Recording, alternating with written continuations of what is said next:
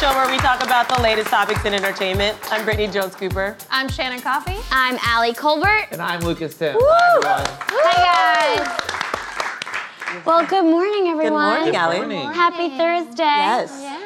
Jamie Foxx and Katie Holmes aren't holding back anymore. The two were recently spotted making a very public display of their affection as they stepped out for a romantic day on the beach in Malibu.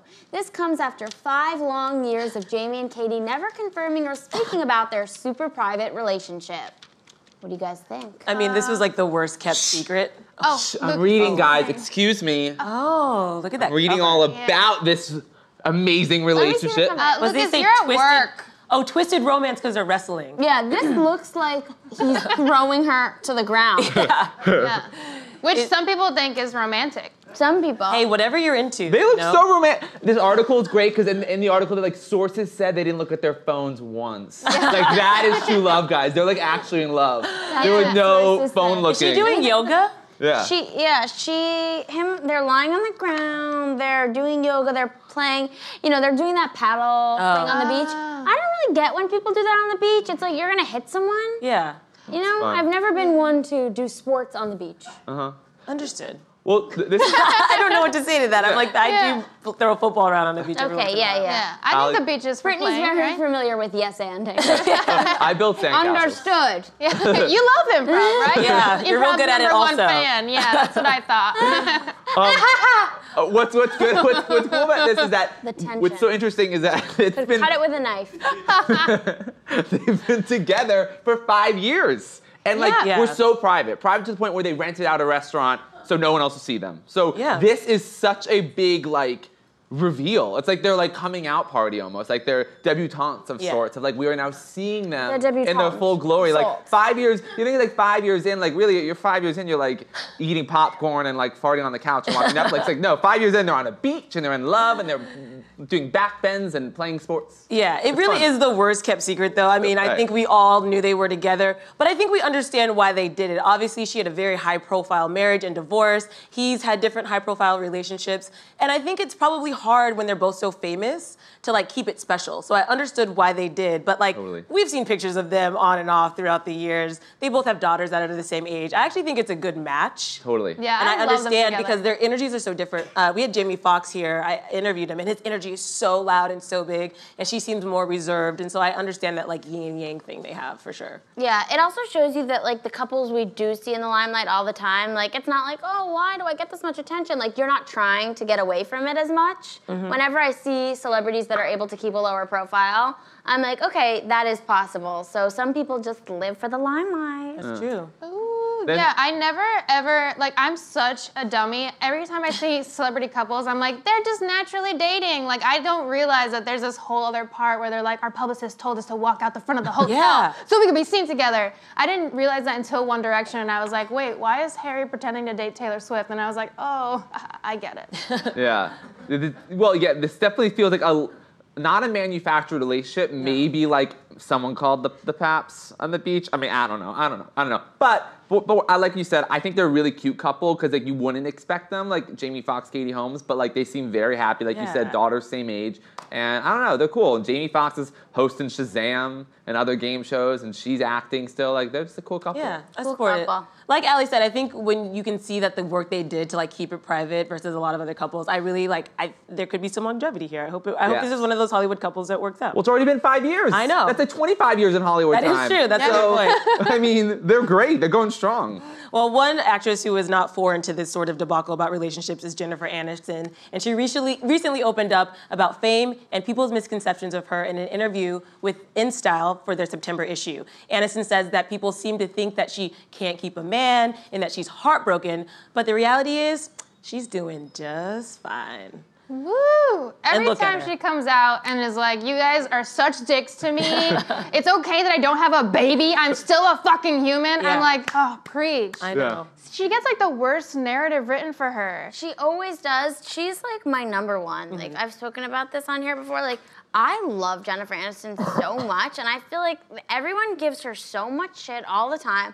I'm so tired of people being Team Jen, team this, like even when Brad and Angelina broke up and people showed her on the cover of like I think it was the New York Post being like happy, I was like, why are you even roping her into this bullshit? If you're really Team Jen, stop talking about it. Yeah. But also, I hated when Brangelina happened, how everyone was like, oh, we're so glad that he cheated on Jennifer Aniston. She's not good enough for him. Angelina Jolie's so much hotter. And it was like I feel like we usually like don't like when people are cheaters, but we were like, Brad Pitt, go for it. Super Fuck weird. Jennifer Aniston. She deserves it. She wasn't hot enough. And I'm like, why are people so like obsessed with Angelina Jolie to the point where they would like tear down Jennifer Aniston? It's such a weird narrative. I know. It must be hard to be her. I mean, obviously we all loved her in Friends, and I think a lot of people like to pretend like she is Rachel Green. And it's like, no, she's a real person. She's a different person. She can make independent choices. She doesn't have to have a baby. She can do whatever the fuck she wants. Like, but I think people like to look at these characters and like feel like they have some ownership over her. Right. Yeah, You know, I it's think weird. she must have a particularly. I mean, I don't know. Like maybe she's fine. I would just imagine being in that situation and like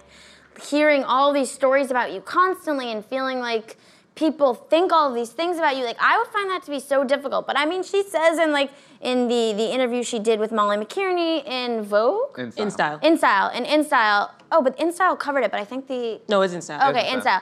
She like talks about how she's able to like find peace and like she does yoga and she's into boxing. So she seems like she's fine, and this is just bothering me. Yeah, no. I think in the interviews it's a lot of great quotes, like basically saying like no one knows what goes on behind closed doors, like what she goes through emotionally, medically between her and her partner. And also what I really loved about what she speaks about is like the and what Shannon was touching on is like the sexism that this whole narrative creates. Like on one hand, she's the old spinster with that childless, how can she be happy? Or Angelina versus her, or it becomes like whenever her marriage or her relationship ends, like she's like the woman scorned or the victim, or like she's like a failure. It's always like no, she's good, she's strong, like she's gonna be fine. I sorry, this interview is a very like empowering. Very like feminist interview. It's interesting. Sorry, I was gonna say it's interesting because she can sell magazines, which is why I think they continue to abuse her. Like she really is beloved and people love her. They're fans of her. She sells magazines. I remember like when I used to write for an online website, and if we put Jennifer Aniston in the title, people click on it. So it almost is like a credit to her and her relatability and like how much people love her. And I'm glad that she can sort of like separate it and be like, I do have fans. I can fill seats. I can bring people in the doors. Like I am more than just this idea of what people think I am. Yeah, you know, I was like really upset to hear about her divorce with Justin Theroux, particularly because like I feel like something is going on with marriage where, you know, people in general, but celebrities, you see that they're together for so long, and then the second they get married, they get divorced. Yeah. And I'm always curious about that, and I don't mean to bring up Brad and Angelina because they're not related to her in this sense, but they were together for like 11 years, they get married, and then they get divorced in a year. Her and Justin Theroux were together like 5 years, get married, they're together for like a year and a half, 2 years. Like, what is that marriage just like, you're ready to commit to forever, and then you're married for a year and you say, oh no? Yeah. I think it's really interesting that when a relationship ends, we think it's a failure, when I just think like not everything lasts forever. And like a 5-year relationship, a 6.5-year relationship, that's an amazing chunk of your life. And like, you know, our life expectancy has like elongated to the extreme. So like forever is a lot longer than it used to be. That's why I respect couples who like do conscious uncoupling. Because I'm like, yeah, we don't like, people are growing. Like I dated someone for 6.5 years. It was the best time of my life. But like, I don't see it as a failure that it ended. Right. You know? I completely agree with you. I don't think that's a failure either. I think people can like go through life and date other people, but like when you get married, I always think, I think most people when they get married view it as like, I'm going to commit to you for the rest of my life. And like, I see so many couples in Hollywood getting married, and the second they get married is when their relationship ends. I think there's like a change in expectations. Maybe. At least for my friends in real life. I think when you get married, then even if you're not conscious of it, you expect that person to act differently or to fill a role or to, like, they're my husband, they're my wife Yeah, now. and then when they don't do it, you're like, well, what did I sign up for? This sucks, I'm out. So like, I think that might be the change. God, that's so frustrating. Yeah. But she's not heartbroken. No, she's good. She's good, and she looks just and me. she's amazing. and she's working a movie. She looks amazing. She's working on a movie with Adam Sandler, I think. So she's she's doing So something. she's like killing it. She is killing it. I mean, she's working with Adam Sandler. Sandler. And those sweatpants he Woo! wears everywhere. Girl. It's great. I'm jealous. Did you see Click? Well, in other movie news, the filmmakers behind Crazy Rich Asians, a rom-com coming to theaters on August 15th, turned down a Netflix deal to raise the stakes for the movie. The creators of the film passed on a massive paycheck from Netflix because they felt that the Asian American film should be shown in theaters and hopefully pave the way for the more Asian Americans in Hollywood. Let's take a look at the teaser. Damn, Rachel. It's like the Asian Bachelor. I feel glorious, glorious. I feel glorious, glorious. You really should have told me that you're like the Prince William of Asia. That's ridiculous. Much more of a Harry. Glorious, glorious. Yeah. Yeah. Yeah.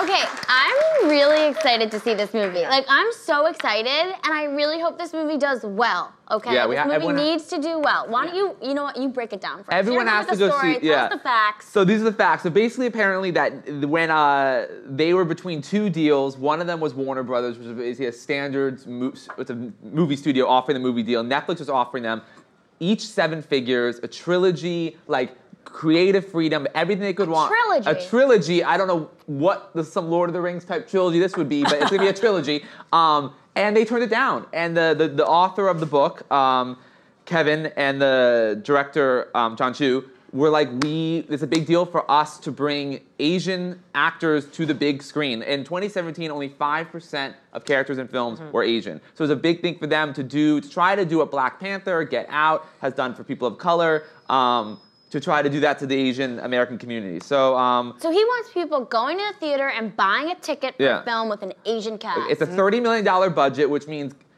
if we can make at least $60 million, That would be great. That's great, guys. Yeah, so we gotta can go do see that, it. right? Yeah, and apparently it's getting amazing reviews. Yeah, I mean, they took a risk, but I think they took the right risk because when something's released just on Netflix, like, it doesn't get as big. As many people don't see it, and like the potential for success is so high with this. But there's also that pressure, right? So like the same thing with Black Panther. If that didn't do well, they were saying there would be no more Black superheroes. So this does carry that same weight. Yeah. But I would hope that we're in a time now where people understand that, and they've talked about dealing with it with the same way they have with some of those Black movies, where they're going to buy out theaters, get people out there, kind of like do the social campaigns to get people really like supporting it. And I know I'll be in a seat. Yeah, I will be in a seat next to you, Brittany, and you won't have expected it, and I'll just be like, hey, Brittany. We'll share popcorn. I'm so like, when I read about the Netflix deal and the Warner Brothers deal that these guys were debating between with the film, they did what they felt was the right thing to do. But I imagine that was a very hard decision to make. Yeah. Especially because Netflix isn't nothing. Yeah. I mean, I know often things become very incredibly successful and popular on Netflix. Original content films on Netflix, that is a little less, that's something people talk about a little less. Like I remember Tallulah, that film with Ellen Page that was on Netflix. Right. Did anyone see that? Yeah, I remember, but I did not see it. But it's like the movies that are made for Netflix movies, those people have like less inclination to click on as opposed to like a new Netflix series. Yeah. People get excited about that. But I'm just trying to say, it's hard for me to turn down money as a Jew. Right. So I don't know that I would have I don't know. No, it's hard. In the article, he says when they got off the phone and they made the decision, they both had tears in their eyes. Right. They're like, what did we just do? I bet you their agents wanted to kill. Well, they said their representation Oh, yeah. was also kind of like, what? Because they get like 10%. Yeah. They're like, fuck you guys. Yeah. But also apparently Kevin Kwan, the author of the book, optioned the rights to color force, whatever, the production for only like $1. Yeah, but so he could have some input in development, which is and get more money in the back end, which is great. But it's also like, gosh, shit, this movie doesn't work out. a lot of people get screwed. Yeah. But I like that they have been so transparent and they shared that, because now I feel like I'm like more likely to not just go once, but like I want to go like maybe twice, maybe 3 times, like to support them. They like took a hit money-wise, like, they made a big risk. twice or 3 times? Yeah. To support them? Why not? Would Why you not? do that? 100%. I saw Black Panther twice. Yeah. Right. Oh my God. Aquafina's But that was in it. Shout out did you feel like Aquafina. that was because it was so good or because it was something you felt that you needed to support? Both. Right. Well, Absolutely. Black Panther was so good that And then I wanted to, yeah, you both. have to see it again. But I don't think I've ever been to the movie theater to see a movie more than twice. I saw John Wick 2 3 times. And that's not a movie where I was like, we gotta support this, or otherwise Keanu Reeves is not gonna get another movie. No, I was like, I'm gonna do it. Keanu voice there. Yeah. I love that. right? I saw Mean Girls 7 times in the theater. Whoa! Mean Girls? Yes, I mean, I love it, seven- but Okay, like, that was really 7 good. times. It was But- that amazing, was and I also- wanted to memorize it. I wanted to I'm like. sure you did. Yeah, I Wow, did. you wanted to memorize it? Yeah, and What I do you did. remember from the film stuff? Like I can quote it from beginning to. Give us something. I'm not gonna. Come on. Army She doesn't pants- even go Army here. pants and flip flops. She doesn't even go here. And what else? Oh yeah, I didn't know this, but the last all westernized Asian cast was in 1980 with Club. Joy Luck Club. I love that's love old as that me. movie. Have you seen that movie? I haven't No. seen that You movie. have to watch it. I've- It's It's so good. good. I watched it as a child. It's one of those movies that I watched with my mom like over and over again, and it's like 4 different stories. It's all Yeah. these different generations, and it's funny. It's beautiful. It's heart wrenching. You gotta watch. And I think one of the characters is there's only one character that's in both movies. She plays a grandmother in this movie, I believe. Oh. Yeah. So it's cool to tie those two together like that. That is cool. Yeah, I'm excited. I mean, I think what really got me, this Hollywood Reporter article is really good if you guys want to check it out. I think what really got me was how excited each of the cast members was to be a part of it. Because each of them growing up as Asian Americans had been tokenized in different ways. And I know what that feels like. And so for them to be like part of a cast where they felt inclusion and they could like all share this similar experience, it made me want to go support the film even more. Because I know how much they probably struggle to find roles where they feel seen. Yeah. Totally. And they're going to get this opportunity. Yes. Totally. Yeah. I don't know. Well, I want to see it. exciting. I wanna see it. Let's I'm so go see excited. it. August 15th. A story told and retold, Shakespeare's Romeo and Juliet is once again coming to the big screen. Atlanta and Get Out star Lakeith Stanfield has signed on to play the lead in the film, which will be an adaptation of Ron Wimberly's graphic novel, Prince of Cats. The novel is a reimagining of Shakespeare's Romeo and Juliet that's set in the 80s hip-hop scene in Brooklyn. Love some Lakeith. Oh yeah, I'm very excited to see him as the Prince of Cats. I'm a big Lakeith fan. I fucking love cats. Princess of Cats. I mean, like, I already bought the tickets. I'm there. You got me, Lakeith. Yeah, I actually like love Shakespeare, and it has nothing to do with cats, the Prince of Cats, but that's what they call Tybalt. Tybalt. Yeah. Tybalt. Tybalt. Sorry. Tybalt. Tybalt. And is how you I'm say it. curious to see the casting of like everyone else in this. I'm not familiar with the graphic comic Prince of Cats, but like that's always cool to see like Shakespeare reimagined. I mean, this is like my Star Wars, and like I remember seeing Baz Luhrmann's adaptation of Romeo and Juliet with Leonardo DiCaprio and Claire Danes. And like was so fucking cool for me. Great movie. Yeah, so I'm excited to see that again, and it's just like, come on, guys, this is awesome. There's so many great options to play Romeo and Juliet too. Right. I know, who should we do? I mean, Tessa Thompson for me is like having a moment. I would love to see Damn, her as yeah. Juliet, or Ashley Blaine Featherston, who's in Dear White People. Yes. Yeah, she kills it. She's so good, and I feel like she's having a moment. So those And are who my. for your... Ooh, I mean, I wish it could be him, right? He's so good. But he's the main character. Yeah, he's the it main follows, character. and he's Juliet's cousin. So And Romeo kills him. Spoiler. Yeah, exactly. Jeez. Wow. You haven't read Romeo and Juliet? It's a joke. I read it in high school. And also, yeah, I like about this what's cool. It's like the vibrant music scene. That's how the press release whatever puts Yeah. it is like a part of the movie, which is gonna be really cool. That it's just gonna be, and kind of with Baz Luhrmann's the music in that too. Like it's it's really cool. I'm pumped. I love a modern retelling of Shakespeare in some way. Totally. And Brooklyn in the 80s and early 90s was like not an easy place to Right. live. I mean, I think the New York Post called it a killing ground, literally in 1989. So I think that will tie in perfectly to what we know of Romeo and Juliet and the conflicts. And I think it's gonna, he has not done a bad movie. Lakeith, between like Sorry to Bother You and Get Out. So this could be it. Yeah. So he's due for one, for sure. But I feel like he can't do it wrong, so Yeah. I don't know. He just needs to stay off social media. I feel Yeah. like every time he's on social media, I'm like, Lakeith, no, don't say that. So I think he should be more Does he mysterious. say some... I don't... Really, Now I want to Yeah. go check out his social media. No, don't. It'll ruin the man. It's risky shit, really. Yeah, he gets so risky, and I'm like, come on, delete that. Oh, And then really? he usually does delete Like it. controversial? Yeah, I'm usually like tweeting him like within 20 seconds, being like, "Please delete this. I love you. Please delete check this." this out. Man, I wanna go. Well, like you're his mom on Instagram. On Twitter. That's great. Am I his mom? No, his friend, his conscious. Yeah. Yeah. Oh, there you go. Yeah. A good friend backs you up. Yeah, good friend. You're a good friend. Thank you. Well, moving on, forget basketball or chess. Parents are now spending money to get their children coaching help for video games. As Fortnite fever continues to sweep the world, parents are starting to throw down between $10 and $20 per hour so their kids can level up and become better players. Game on. Wow. This is so bizarre. America is broken, I mean- guys. I'm not surprised. I mean, this is what I expect would be happening. People get their kids tutors and coaching for every single aspect of their life. If you needed to learn to take a piss better, there would be a coach at your door for these private school kids. So I'm not super surprised about this.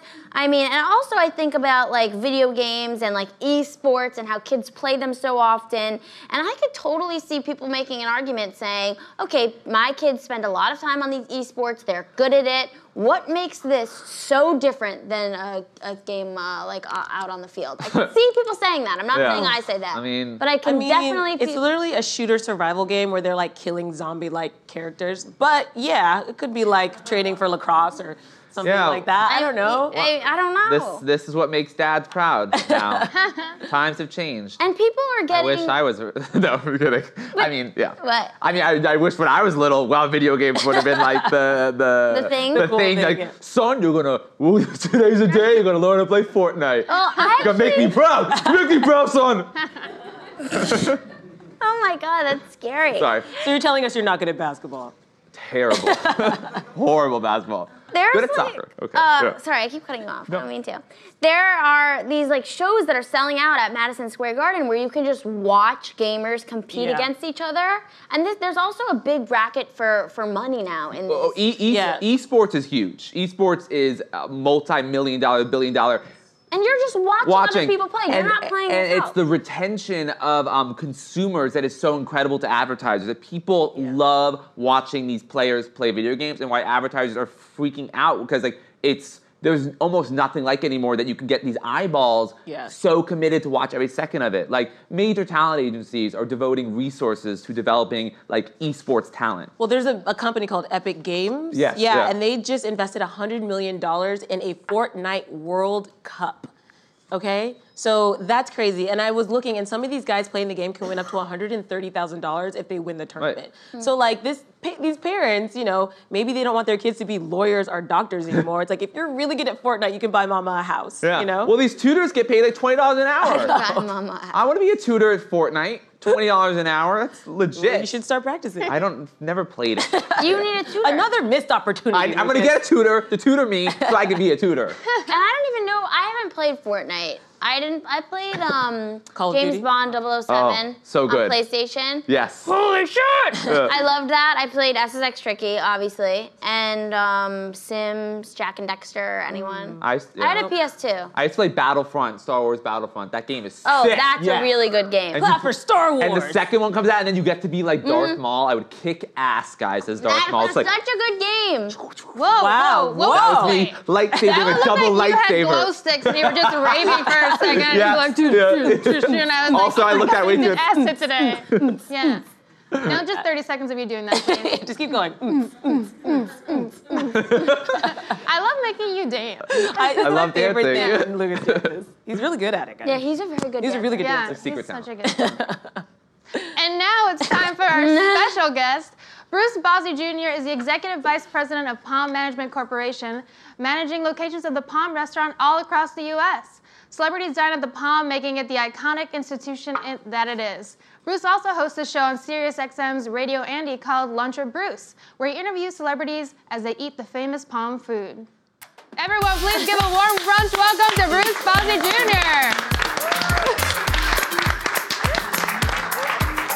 Hi. Welcome. Coming up. Hi. Thanks for joining us. Right in the center. I'm in the center. Hey, Yeah. Hi. Hello. Hi, John. How are you? Please take a seat. Well, this is exciting. Welcome to Bill Brunch. Thank you. I just have to acknowledge that, I was at the Justin and Jen wedding, which was a great wedding. It was really filled with love, and they are two incredibly special people. So, and I agree with what you were saying, which is sometimes forever is forever, and it doesn't mean it's not successful. So like a 10-year relationship is a 10-year relationship. It doesn't have to be a lifetime. And they both seem so grounded that they were like, okay, Totally grounded. I met Jen literally in 1990, just before she got Friends. She was moving out of her apartment, her house. She was living with my friend Kim Walker and Ricky Lake. And Kim has since passed away. She was in Heathers. Great movie. If you haven't seen it, you guys were not even born yet at this point. And it was at the beginning, we all sort of were at the beginning of our lives. We were your age. But we weren't millennials. Well, anyway, it's great to be here. Thank you for having me. Thanks so much for joining us. So my first question is, can we get reservations to the Palm? You can always get reservations. Myself or Luke can get your reservation. I know some people. You know some people. Yes. So the Palm is my family business. My great-grandfather started it in New York in 1926. We have 22 locations across the United States, 2 in Mexico City, and it's truly a family business. It's 2 Italian families. It started out as an Italian restaurant, and it's a steakhouse now, and it's a joint. At its core, it's a joint, and I think people like to go there, and celebrities like to go there specifically because they can just be themselves, be taken care of, and just kind of tuck themselves in a corner or be seen and do what they want, but it's fun. And it's good, and we serve good food, so that helps. I mean, it really is such an iconic restaurant. It's such an iconic institution. Like, how did it become that? And I'm also curious about like the caricatures on the walls, which it's obviously known for, and when that started and how that came about. I know it's a family business, a family that he's a part of right here, our very own Lucas. Full disclosure, he's my uncle. And godfather. Yes. Spiritual leader. Yes, Lucas Anthony. You have misguided him then. I really have. No, in the ways of Madonna, he's guided me perfectly. Yeah, no, I'm a good influence with the Madonna. To answer your questions, though, how a restaurant becomes iconic, I think, is we've had we're 92 years later. I think that we do it well. It was one restaurant from 1926 to 1972 in Manhattan. In the 70s, it really kind of, it tells the story of sort of history. So if you really look at the Palm in New York, it survived the 30s, World War II, the Vietnam War, the Mad Men era. So it's really, I think that's how it became like iconic in a way because it was part of the fabric. And the caricature started in the 30s. The area at the time was filled with newspapers. There was a syndicate area. So the artist in the 30s didn't have any money because it was just after the stock market crash. And my great-grandfather said, just draw on the walls. Just, give us art. So there's a picture of the Palm that's completely white walls. And then over years, it just Oh, I love that. filled up. And that's a rivet of the Palm, and the Palm is a restaurant that when it starts, 25 years later, it's a time capsule, So people are alive, they're dead, family members, like people celebrate it, their families, they go to visit, it's really groovy. When you mention all of the history that has happened, that makes it even more impressive, like all the wars, it was through so many tumultuous times, it just stood. Yeah, contextually, if you really think about it, and if you look at anything, especially New York, you're part. We all come together, and that particular location. I always say, like on Second Avenue, if the walls could talk, the stories that they would tell, and it's a real beautiful thing. And it's a place where people celebrate life, and that's why I think we're still going strong. 92 years later, it's still a family business, which, as you know, is not easy to do. Most businesses have gone south, and we get a lot of Rite Aids now, and a lot of Dwayne Reeds, and a lot of banks in New York City. So it's kind of fun to still have a restaurant. Yeah, for sure. Well, clearly, I've been going to the Palm literally since the day I came out of my mom. Weird wording. Weird wording. But it's true. The day I was born. The day I was born. Just being literal. People always ask me what my favorite thing is to get at the Palm, and I always say something like not particular to the menu. Everyone thinks steak, lobster, and I always say either the veal milanese or the chicken parm. What is like the Bruce Bozzi thing that people wouldn't expect that you order at the Palm.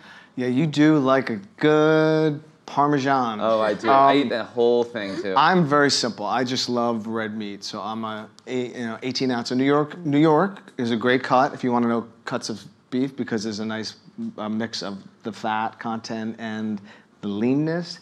And sautéed vegetables. I got to keep it real, kids. Brittany was commenting I'm that 52. Yeah. You're doing very well.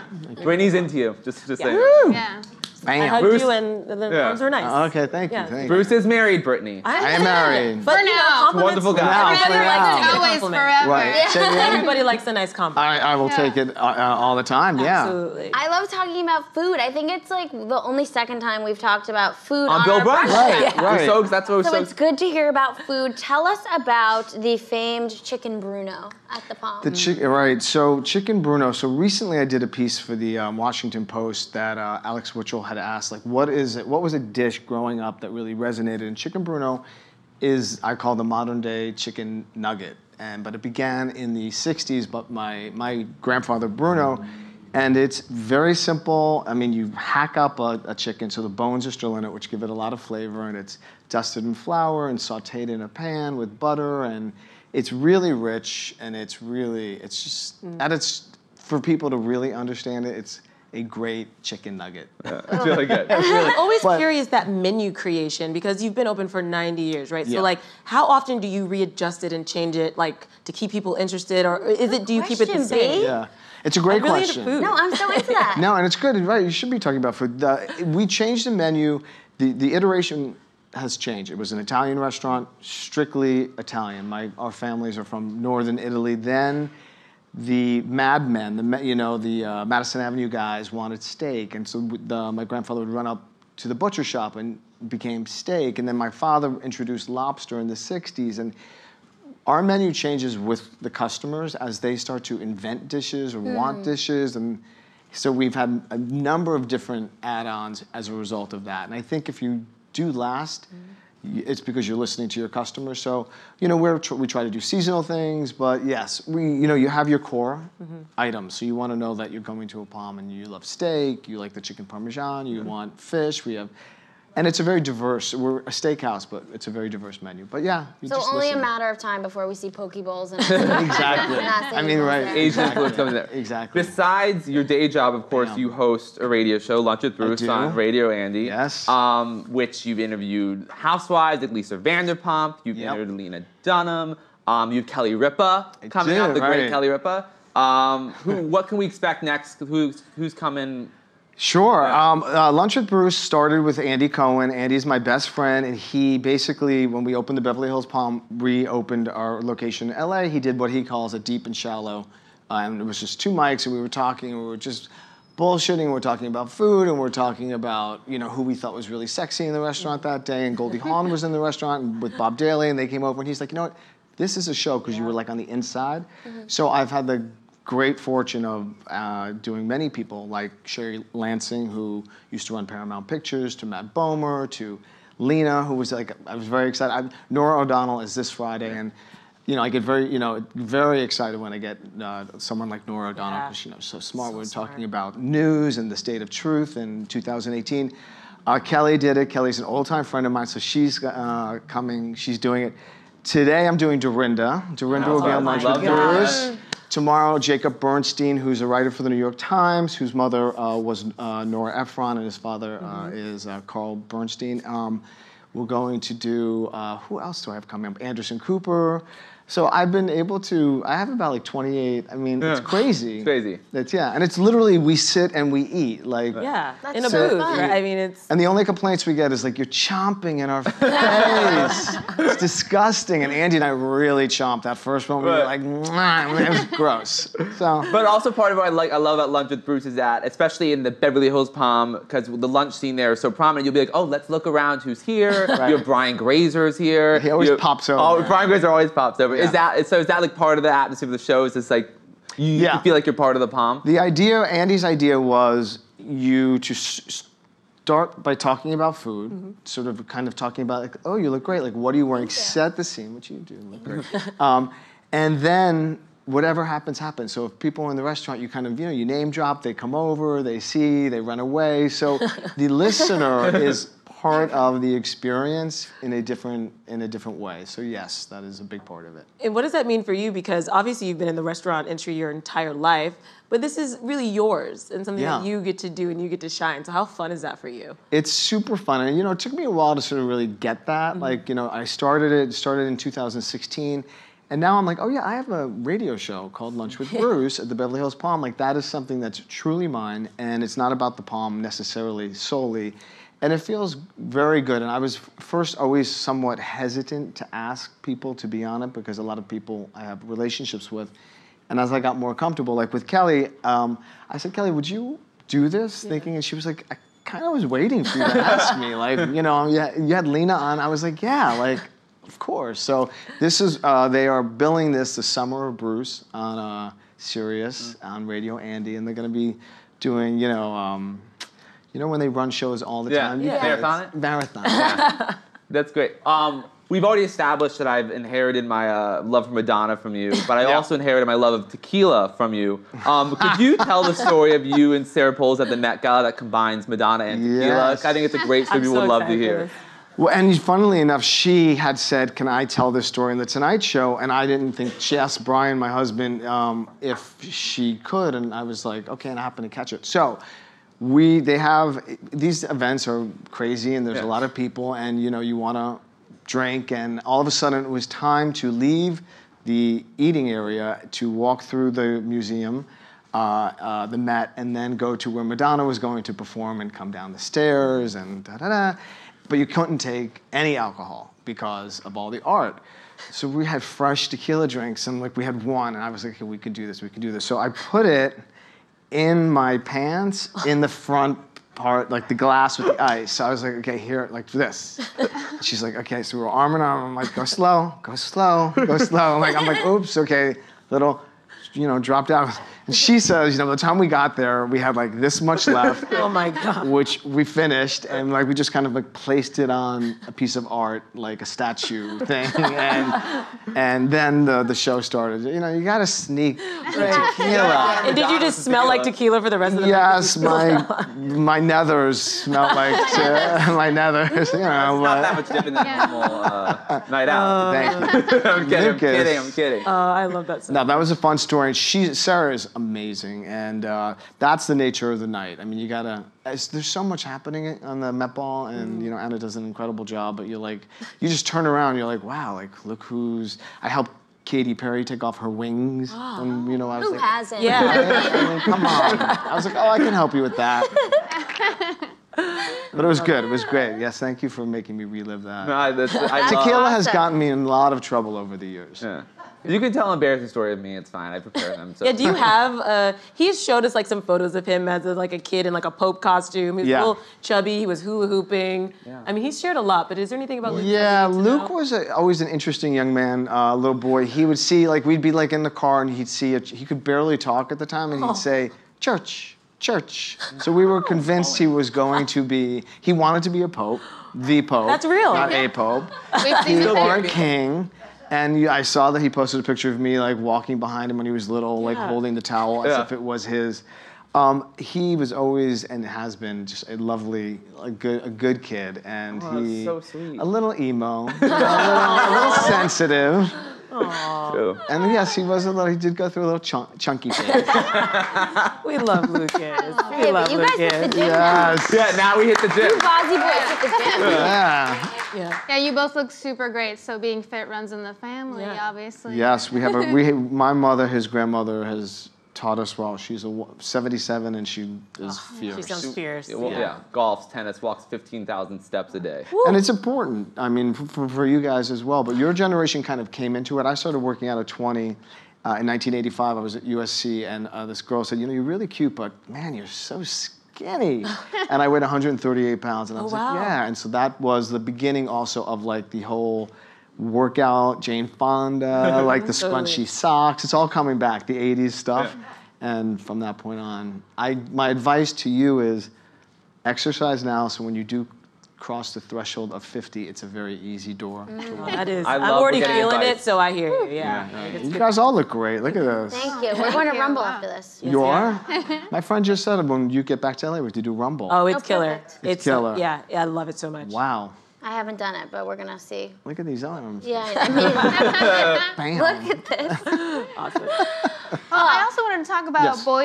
Boys in the Band on Broadway because you're a producer of that. I Can you tell us am. more? Yeah, sure. Like it was one of those magical moments. I grew up in New York. One of my oldest and best friends is Joe Mantello, who's directing Boys in the Band. Matt Bomer's a good friend of mine. Tuck Watkins is a very old friend of mine, and theater's a big love of mine. And so they were raising money for the show, and my buddy Joe Mahota, who's an agent at CA, said, "Would you be interested in?" And I thought, you know what? Yeah, like it wasn't even about making money, because making money in theater is not often the case. It was about the experience of my book of life to be able to say, you know what? I say I'm one of the producers, and yes, giving money is. I'm really probably more of a financial investor in it, but there was such a heart piece of it, especially with Mantello, who, if those of you who don't know, he's directed, Wicked and Everything. everything. He stanked the Tonys like every speech. What was the show? The Three with Laurie Metcalf that was on Broadway. Oh, yeah. That was a phenomenal show. So it's been a real cool. It's just one of those things. I don't have a bucket list necessarily, but that was on my bucket list. Yeah, living in New York your whole life, I think that's so amazing. Yeah, completely. So that's actually been a great experience. It closes August 11th. Oh. So anyone who wants to see it should see it. Now the cast is phenomenal. Andrew Reynolds, Jim Parsons, Matt, Yeah. and it was a big deal. Wow. And I didn't tell Brian about it, so he was like, "What?" And I was like, We're doing this. we're doing Some this. some Right, secrets. Exactly. Yeah. Good to have a shred of mystery. I agree. You don't want I to love full that. disclosure. No. Lucas told me that you actually were an NBC page. I was. So was I. I feel like we were in a fraternity. It really is a lifetime fraternity. Yes. So I'm curious to hear about your experience in the Page program and what that was like for you. I loved it. It probably was my favorite job. I was a page in 1989. I got out of college. My father had set me up to interview with a guy who was at the time running sports for NBC. And I had not heard of the Page program. And so I thought you were going to say, I had not heard of sports. Well, this basically, so I'm talking to him and he looks at me and he's like, I don't think this is the department for you, sports. I was like, it is. He's like, have you heard of the Page program? So hence I interviewed. It's not an easy interview process. You have to go through the process. And it was the best. You give tours of NBC, which you do usually 4 tours a day, which I loved. Then you have an assignment. So I usually would, in the afternoons, do late Letterman, because that was at 5:30. And so I always got the floor position for whatever reason they liked me. Or on every Saturday, we would give tours and do Saturday Night Live. And I was there the year Saturday Night Live turned 15. I was there the day that Gilda Radner died. You have all these incredible experiences. And I was also one of 2 pages that always worked the 8th floor. So we'd be like, your name's Nana. You need to go upstairs. People want to get on the 8th floor. Power. Yeah.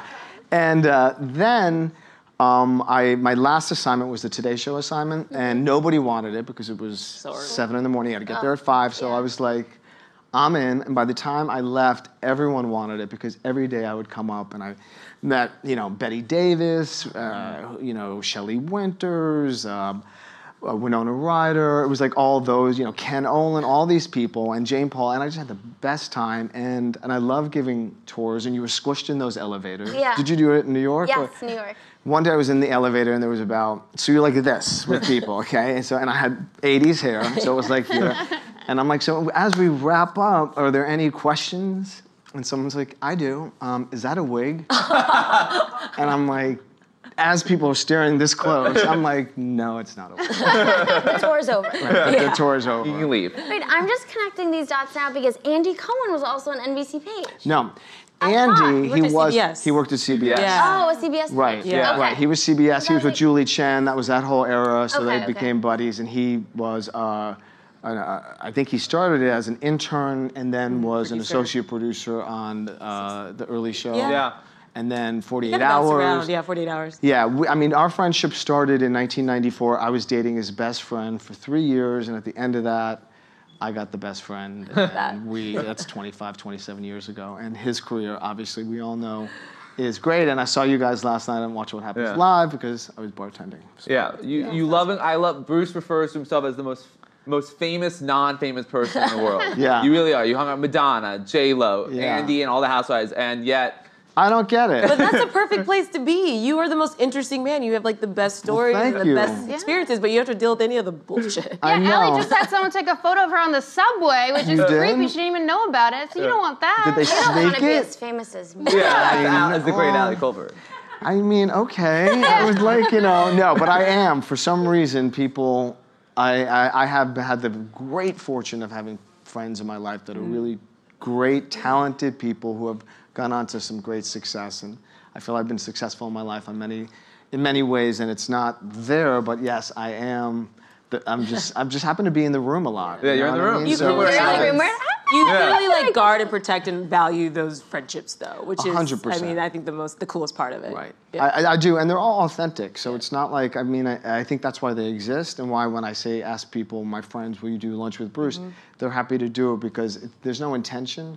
I'm not trying to use someone for something, and I'm genuinely interested in stories and people's narratives, and many people that I know have really done a lot of stuff, and I'm a little crazy too. So it's good. It's We the all best are. combination of you're so genuine, authentic, and just funny and fun, and just like what people. If you ever had a Palm and Bruce is there, lucky to be there, you just see it. People come to him. It just is. It revolves around Bruce. Thank you. Yeah. Thank you. Unless I'm Honored to be your flipping a nephew. table. Yeah. So he does have the Teresa Giudice switch. Andy do. Cohen labeled it. He can get a little mad, but I can see it. He's like, Andy was like, did you understand why she flipped that table? And I was like, oh yeah, no, I got it. I knew the exact thing that was said to her that just went Don't like fall this. asleep. He's Yeah. like, I knew you would. I knew you would. Oh my God. Prostitution. Right. Well, Bruce, thank you so much for Thank being you. here with us. Such a blast. stories. Let's hang out Thank you, again. thank We're you. doing Oh, dinner. it's a pleasure. We'll all do Thank you. dinner. Let's all do We're all dinner. gonna do dinner, right? Dinner on me at the Palm. Thank you, thank you. And everyone, make sure to go eat at the Palm if you haven't already, and tune into Lunch with Bruce on Sirius XM. We'll see you tomorrow, same time, same table. Woo!